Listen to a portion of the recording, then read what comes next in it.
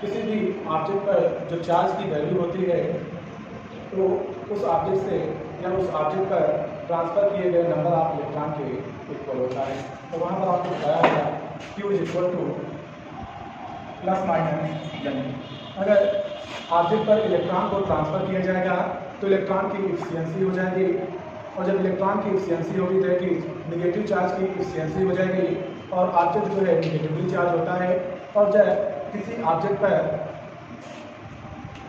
Object से यन इलेक्ट्रॉनों को बाहर निकाल लिया जाता है उस ऑब्जेक्ट पर जो है इलेक्ट्रॉनों की क्या हो जाती है, डिफिशियंसी हो जाती है, इलेक्ट्रॉनों की कमी हो जाती है। और जब इलेक्ट्रॉन कम होंगे तो प्रोटॉन ज़्यादा हो जाएगा और प्रोटॉन पर कैसा चार्ज होता है, पॉजिटिव। इस तरह से ऑब्जेक्ट क्या होता है, पॉजिटिवली चार्ज हो जाता है। और किसी भी ऑब्जेक्ट को चार्ज करने के लिए केवल इलेक्ट्रॉन रिस्पॉन्सिबल होते हैं, प्रोटॉन नहीं। प्रोटॉन न्यूक्लियस में से बाहर नहीं निकलते हैं, बस केवल सारा रोल किसका होता है, इलेक्ट्रॉन का होता है। इलेक्ट्रॉन जब किसी ऑब्जेक्ट से बाहर निकल जाएंगे तो उस ऑब्जेक्ट पर पॉजिटिव चार्ज आ जाएगा, और जब किसी ऑब्जेक्ट पर चले जाएंगे तो उस ऑब्जेक्ट पर निगेटिव चार्ज आ जाएगा। ठीक है, यहाँ तक बता दिया था आपने। और इसकी वजह कितना Q equal to plus minus N. आज आप लोग को करंट इलेक्ट्रिसिटी पढ़ना है। ये करंट इलेक्ट्रिसिटी क्या होता है, जब यही इलेक्ट्रिक चार्ज जो है किसी कंडक्टर के अंदर, किसी वायर के अंदर मोशन करने लगता है, दौड़ने लगता है, तो पर यूनिट टाइम इंटरवल में उसके क्रॉस सेक्शनल एरिया से जितना इलेक्ट्रॉन, जितना चार्ज फ्लो करता है उसे हम इलेक्ट्रिक करंट कहते हैं। ठीक है, the rate of flow of electric charge inside a conductor is called electric current. और इसको हम किससे रिलेट करते हैं, I से। I इक्वल टू कितना हो जाएगा, Q अपॉन T। जैसे कोई कंडक्टर हो गया, इस कंडक्टर में से Q चार्ज एक यूनिट से दूसरे यूनिट तक स्मॉल t टाइम में फ्लो कर रहा है। कितने टाइम में, स्मॉल t टाइम में। तो यूनिट टाइम में दैट इज 1 सेकंड में कितना चार्ज फ्लो करेगा, Q upon T charge flow करेगा। तो ये पर यूनिट टाइम में जितना चार्ज फ्लो कर रहा है उसी को हम क्या बोलेंगे, इलेक्ट्रिक करंट कहेंगे। क्या कहेंगे भैया, इसको इलेक्ट्रिक करंट कहेंगे। आई बात समझ में। तो किसी भी कंडक्टर के अंदर पर यूनिट टाइम इंटरवल में जो अमाउंट ऑफ चार्ज फ्लो करता है उसे इलेक्ट्रिक करंट कहेंगे। क्लियर। इस तरह से I इज इक्वल टू कितना हो जाता है, Q अपॉन T। अब इससे रिलेटेड कुछ स्पेशल पॉइंट आपको स्टडी करने हैं। पहला, इलेक्ट्रिक चार्ज, इलेक्ट्रिक करंट कैसी क्वांटिटी है, एक फंडामेंटल क्वांटिटी है। जो 7 फिजिक्स में जो 7 फंडामेंटल क्वांटिटी होते हैं उसमें कौन सा होता है, इलेक्ट्रिक करंट भी होता है। इसमें से कौन सा हो जाएगा, इलेक्ट्रिक करंट। तो इलेक्ट्रिक करंट कैसी क्वांटिटी है, इलेक्ट्रिक करंट एक फंडामेंटल क्वांटिटी है और इसका एसआई यूनिट क्या होता है, एम्पियर होता है। एसआई यूनिट क्या होगा, एम्पियर होगा। फिर से सुनिए, इलेक्ट्रिक करंट किसे कहेंगे, किसी भी कंडक्टर के अंदर पर यूनिट टाइम में जितना चार्ज फ्लो करता है उसे हम इलेक्ट्रिक करंट कहते हैं। और I इक्वल टू कितना होता है, Q अपॉन T होता है। अगर आपसे कह दे कि चार्ज नहीं फ्लो कर रहा है, उस वायर में से, उस कंडक्टर में से small n number of electron एक साइड से दूसरे साइड फ्लो कर रहे हैं, तब Q के प्लेस पर कितना राइट कर देंगे, n e upon T। Q की वैल्यू कितना होता है, n e अपॉन T। और ये कैसी क्वांटिटी है, ये जो है फंडामेंटल क्वांटिटी है। कैसी क्वांटिटी होगी है, फंडामेंटल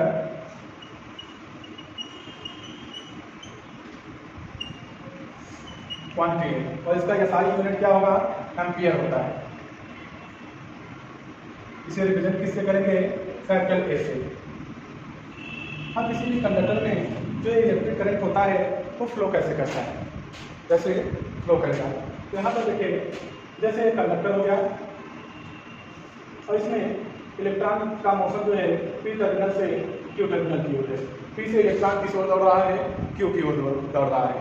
तो इसमें जो पॉजिटिव चार्ज है तो पॉजिटिव चार्ज का मोशन वर्चुअल मोशन के डायरेक्शन में हो जाएगा, लेफ्ट डायरेक्शन में होगा। तो इलेक्ट्रिक करंट Q टर्मिनल से P टर्मिनल की ओर फ्लो करेगा। इस तरह से जो इलेक्ट्रिक करंट होता है वो पॉजिटिव टर्मिनल को जो है पॉजिटिव चार्ज के डायरेक्शन में और निगेटिव चार्ज के अपोजिट डायरेक्शन में फ्लो करता है। फिर से सुनिएगा, किसी भी कंडक्टर के अंदर इलेक्ट्रिक करंट पॉजिटिव चार्ज के डायरेक्शन में और निगेटिव चार्ज के अपोजिट डायरेक्शन में मोशन करता है।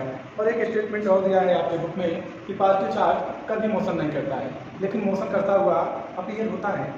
जैसे हम लोग अर्थ पर हैं और हम लोग को ऐसा नहीं लगता है कि नहीं अर्थ चल रहा है, हम लोग को लगता है कि सन मोशन कर रहा है। उसी तरह से यहाँ पर भी कंडक्टर के अंदर पॉजिटिव चार्ज का मोशन होता है। कैसे, यहाँ पर समझिएगा इस फैक्ट को। एक कंडक्टर हो गया, मान लेते हैं यहाँ पर डिफरेंट एटम है और अभी ये इलेक्ट्रिकली न्यूट्रल है। जब ये इलेक्ट्रिकली न्यूट्रल है, यहाँ हमने क्या किया, एक पॉजिटिव चार्ज यहाँ पर कंसीडर कर लिया। पॉजिटिव चार्ज क्या करेगा, यहाँ पर कंसीडर कर लिया। अब एक पॉजिटिव यहाँ पर एटम है और एक इलेक्ट्रिकली न्यूट्रल है, तो इसमें पॉजिटिव और नेगेटिव चार्ज दोनों इक्वल अमाउंट में है, इसलिए यह न्यूट्रल है। ठीक समझ रहे हैं? यहाँ देखिए, एक इलेक्ट्रॉन निकल करके यहाँ पर चला जाएगा और इसको क्या करेगा, न्यूट्रल कर देगा। लेकिन यहाँ पर क्या आ गया, पॉजिटिव चार्ज। और फिर इसी तरह से ये भी अभी ये एटम जो है न्यूट्रल है, यहाँ से एक इलेक्ट्रॉन निकल करके यहाँ पर गया और यहाँ पर बचा क्या, जब इलेक्ट्रॉन निकलेगा पॉजिटिव चार्ज छोड़ेगा, पॉजिटिव चार्ज यहाँ पर बच गया। और इसी तरह से फिर एक इलेक्ट्रॉन निकल करके इस पर आ गया, यहाँ पर पॉजिटिव चार्ज आ गया और ये क्या हो गया, न्यूट्रल हो गया। फिर इसी तरह से एक इलेक्ट्रॉन निकल करके यहाँ पर आया, इसको न्यूट्रल किया और पॉजिटिव चार्ज यहाँ पर आ गया। फिर एक पॉजिटिव चार्ज मोशन नहीं कर रहा है, कौन कूद रहा है, इलेक्ट्रॉन कूद रहा है। फिर एक इलेक्ट्रॉन यहाँ से कूदेगा यहाँ पर, फिर पॉजिटिव चार्ज इसके प्लेस पर छूट गया। फिर एक इलेक्ट्रॉन यहाँ से कूदा यहाँ पर, फिर पॉजिटिव चार्ज यहाँ पर छूट गया। और इसी तरह से एक इलेक्ट्रॉन फिर यहाँ से ऊपर कूदेगा और यहाँ पर पॉजिटिव चार्ज छूट जाएगा। इस तरह से पॉजिटिव चार्ज अभी क्यू इंड पर था, कहाँ पर पहुँच गया, पी इंड पर। ठीक, और इलेक्ट्रॉन किस ओर मोशन कर रहा है, इलेक्ट्रॉन का मोशन पी इंड से क्यू इंड की ओर है। इस तरह से कंडक्टर के अंदर जो पॉजिटिव चार्ज का वर्चुअल मोशन होता है वो किस डायरेक्शन में हो जाएगा, इलेक्ट्रॉन फ्लो के अपोजिट डायरेक्शन में होगा। और जिस ओर पॉजिटिव चार्ज मोशन करेगा उधर की ओर ही करंट फ्लो करेगा और इलेक्ट्रॉन फ्लो के अपोजिट डायरेक्शन में मोशन होगा। ठीक है, तो इसके बाद अगर पोटेंशियल की बात करें तो इसका जो फ्लो होता है पॉजिटिव पोटेंशियल से निगेटिव पोटेंशियल की ओर होता है। जैसे पानी हमेशा ऊंचाई से गहराई की ओर फ्लो करता है, उसी तरह से जो करंट है वो पॉजिटिव पोटेंशियल अर्थात ऊंचाई से निगेटिव पोटेंशियल गहराई की ओर मोशन करता है हमेशा। आई बात समझ में? और ये जो है इसमें थर्ड पॉइंट, इसमें आपने देखा डायरेक्शन भी है, इसके पास डायरेक्शन भी है कि इसका डायरेक्शन किधर होगा, पॉजिटिव टू निगेटिव टर्मिनल होता है। लेकिन डायरेक्शन भी है, मैग्नीट्यूड भी है, फिर भी एक ऐसी क्वांटिटी हो जाता है, स्केलर क्वांटिटी है, क्योंकि ये वेक्टर्स रूल को फॉलो नहीं करता है। अगर आपके पास डिग्री नहीं है तो आप मैट्रिक पास नहीं है, भले ही आपको इंटर लेवल का नॉलेज हो। उसी तरह से जब तक ये रूल नहीं फॉलो करेगा तब तक ये कैसी क्वांटिटी रहता है, स्केलर क्वांटिटी होता है। कौन सी क्वांटिटी कहा जाएगा इसको, स्केलर। ठीक, और फोर्थ पॉइंट, किसी भी कंडक्टर में जो फ्लो करने वाला करंट होता है कंडक्टर की मोटाई पर डिपेंड नहीं करता है। कंडक्टर की मोटाई कहने का मतलब है अगर पतले वायर में से जितना करंट हम फ्लो करा रहे हैं उतना ही करंट मोटे वायर से भी फ्लो करेगा। कैसे, जैसे यहाँ पर एक पतला वायर कंसीडर कर लिया और इसके आगे एक हमने मोटा वायर लगा दिया, तो ऐसा नहीं है इसमें से अगर स्मॉल आई करंट जा रहा है, इसमें से कुछ और, इसमें से भी small I current he flow करेगा। इस बात को समझिएगा, अगर कोई 1 हॉर्स पावर का सबमर्सिबल है और पतले पाइप में जितना वो पानी दे रहा है उतने मोटे पाइप में भी देगा। ऐसा तो है नहीं कि पाइप आप मोटा कर देंगे तो उसमें पानी ज़्यादा बहेगा। जितनी उसकी शक्ति है, जितनी उसकी कैपेसिटी है, पानी उतने फ्लो करेगा ना। इस तरह से किसी भी कंडक्टर में फ्लो करने वाला करंट उसके cross sectional area that is मोटाई पर डिपेंड नहीं करता है। ठीक, आई बात समझ में? इस तरह से करंट के अबाउट में सारी बातें यहाँ पर समाप्त हो जाती हैं। और इसके बाद है इलेक्ट्रिक पोटेंशियल, किसी भी कंडक्टर में करंट कैसे फ्लो करता है।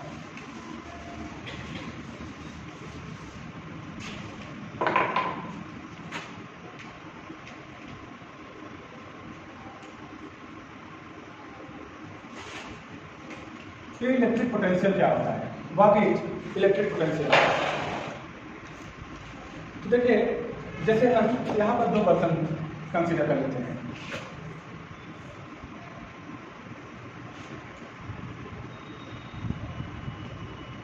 और इसे नीचे से ले जाकर के पाइप से जोड़ दिया, क्या पार्ट ए से पार्ट बी में वाटर फ्लो होगा या बी से ए में वाटर फ्लो होगा? नहीं होगा। क्यों? क्योंकि दोनों का लेवल सेम है, दोनों का लेवल क्या है, सेम है। अगर मैं इसमें वाटर और हायर लेवल पर कर दूँ, वाटर क्या करूँ, हायर लेवल पर कर दूँ और इसमें उतना ही वाटर रहने दूँ, तो देखिए अगर इसमें वाटर की ऊंचाई ज़्यादा है और इसमें वाटर की ऊंचाई जो है कम है, तो वाटर ए में से निकल करके कहाँ पर फ्लो करना शुरू कर जाएगा, बी में। इसके कारण लेवल डिफरेंस के कारण, हाइट डिफरेंस के कारण या लेवल डिफरेंस के कारण वाटर जो है पार्ट ए से पार्ट बी में फ्लो करना शुरू कर जाता है। उसी तरह से कंडक्टर में ढेर सारे फ्री इलेक्ट्रॉन भरे पड़े होते हैं, लेकिन उसमें से करंट नहीं मिलता है। क्यों? क्योंकि उसका जो लेवल होता है, दैट इज उसका जो फ्लो कराने वाला फैक्ट होता है, पोटेंशियल, वो सेम होता है। और जब हम बैटरी लगा करके वहाँ पर पोटेंशियल डिफरेंस स्टेब्लिश करते हैं किसी भी कंडक्टर के अंदर, तो उसमें से करंट क्या होने लगता है, फ्लो होने लगता है। जैसे एक पाइप रखी गई है हॉरिजॉन्टल प्लेन में, हॉरिजॉन्टल प्लेन पर एक पाइप रखी गई है, उसमें पानी भरा हुआ है, वो पानी तब तक नहीं फ्लो करेगा जब तक लेवल डिफरेंस नहीं होगा। और लेवल डिफरेंस जैसे ही लेवल डिफरेंस करेंगे उसमें से वाटर फ्लो होना शुरू हो जाएगा किसी एक से। उसी तरह से कंडक्टर में भी जो चार्ज है, जो इलेक्ट्रिक करंट है, जो फ्री इलेक्ट्रॉन्स हैं, वो भरे पड़े रहते हैं, लेकिन वो तब तक नहीं फ्लो करेंगे जब तक वहाँ पर पोटेंशियल डिफरेंस या इलेक्ट्रिक पोटेंशियल नहीं होगा। ठीक है, आई बात समझ में? तो जो फिर वाटर फ्लो कराता है उसको वाटर लेवल डिफरेंस कहते हैं, और जो फैक्ट किसी भी कंडक्टर के अंदर करंट फ्लो कराता है, क्या फ्लो कराता है, करंट फ्लो कराता है, उसे हम क्या बोलते हैं, इलेक्ट्रिक पोटेंशियल कहते हैं। ठीक है, क्या बोलेंगे, इलेक्ट्रिक पोटेंशियल करेंगे।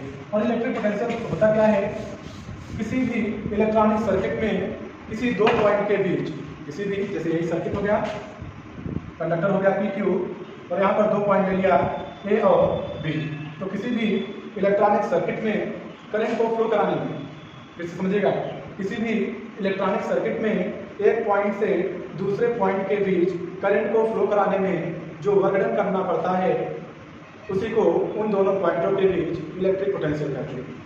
अगर करंट फ्लो करा रहे हैं तो चार्ज ले जाएंगे, तो एक पॉइंट से दूसरे पॉइंट तक क्यू चार्ज को, यूनिट चार्ज को ले जाने में जो वर्क डन करना पड़ेगा उसे हम इलेक्ट्रिक पोटेंशियल कहेंगे। The work done by external agent to carry out one coulomb of charge from one point to another in an electronic circuit is called potential between these two points and denoted by V. V is equal to, अगर यहाँ से यहाँ तक charge को ले आने में कितना वर्क डन करना पड़े, W, तो V is equal to W upon Q हो जाएगा। V is equal कितना होगा, W अपॉन Q। तो यूनिट चार्ज को एक पॉइंट से दूसरे पॉइंट तक ले जाने में जो वर्क डन करना पड़ता है उसी को पोटेंशियल कहते हैं। आई बात समझ में?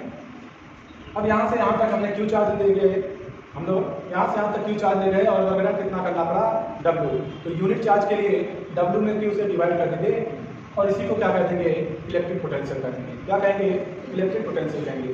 और इलेक्ट्रिक पोटेंशियल एक जो है स्केलर क्वांटिटी है, इसमें डायरेक्शन नहीं होता है। और दूसरा फैक्ट, इसका एसआई यूनिट जूल पर कूलम होता है, जिसे हम क्या बोलते हैं, वोल्ट कहते हैं। जिसे क्या कह देंगे, वोल्ट। इसका एसआई यूनिट क्या होगा, जूल पर कूलम, W का जूल, Q का कूलम, और क्या कह देंगे, वोल्ट कहेंगे। ठीक। और जो करंट है हमेशा हाई पोटेंशियल से लोअर पोटेंशियल की ओर हमेशा फ्लो करता है। जैसे हमेशा वाटर जो है हायर से लोअर की ओर फ्लो करता है, हमेशा याद रहेगा। आगे समझे? तो इसके लिए फार्मूला क्या होगा, V equal to W upon Q। और इसके बाद है इलेक्ट्रिक रेजिस्टेंस।